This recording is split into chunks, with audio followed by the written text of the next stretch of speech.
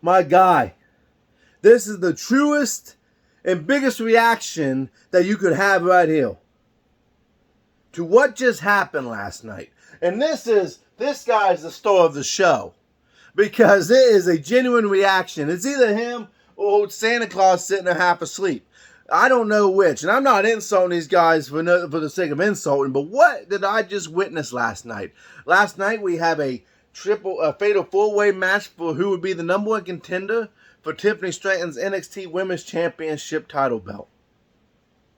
And you would think with the likes of a Gigi Dolan, who seems to be starting to get a push, and the likes of a Roxanne Perez, probably the biggest babyface in NXT, and then you have the biggest heel in NXT right now from a women's standpoint, that being Tiffany Stratton, that one of them two would end up winning this title match or this number one contender shot. No. And it wasn't Davenport.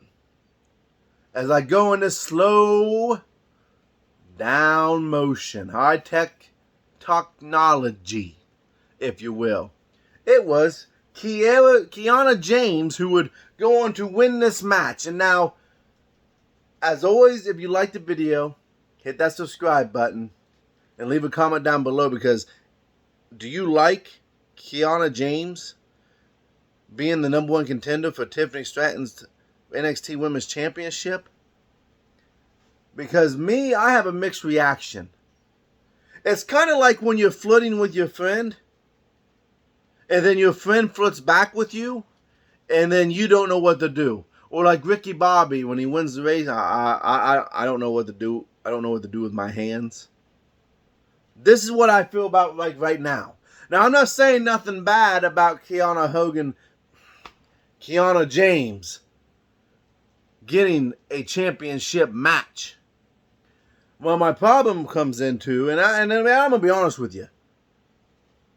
When Thea Hale went against Tiffany Stratton there a couple weeks ago at Great American Bash in that submission match, Tiffany Stratton really lost me with her in-ring ability. And I'm not talking bad, because we all know NXT is a developmental brand. We all know that. Anyone who watches NXT, anyone who's a big wrestling fan knows that, hey, this is developmental. You can be very forgiving on the matches. And let's face it, them people are way more athletic than you and I is ever going to be. So who am I to sit here and talk about someone's athletic ability or what they're able to do in the ring? They mess up, accidents happen, you move on about it. But I kind of feel like they might be wanting to move on from Stratton just a little bit, just based on that last match that really wasn't all that good. Now, she's amazing on the microphone, but the in-ring work needs to get a little bit better, a little bit stronger, build it up a little bit. But my big concern here is a heel versus heel match. Normally and generally, these don't do good because us, the fans, don't know who to cheer for. Because you don't have someone really to cheer, you just have two competitors that you're going to want to boo. Now, could they possibly work in a triple threat match with either a Gigi or a Roxanne Perez? I think that's probably the direction they'll end up going in. But until further notice, we have a heel versus heel with Tiffany versus Kiana. And I honestly don't know who I'm going to cheer for, because they're almost the same character as well. They're almost the same exact character, where Tiffany Stratton's walking around as the NXT's Barbie. Kiana James is this up-class, better-than-you person who has all kinds of money and is a businesswoman. Now, Tiffany may not be a businesswoman, but she's better than you. She keeps her head held up high. She wouldn't give a nickel if Jesus walked in front of her. So I don't know what direction they're going to go in. Now, I trust what Shawn Michaels is able to do. I trust the Heartbreak Kid because he's a sexy boy. He's got a sexy mind for the business. So what ends up happening here, I have no idea.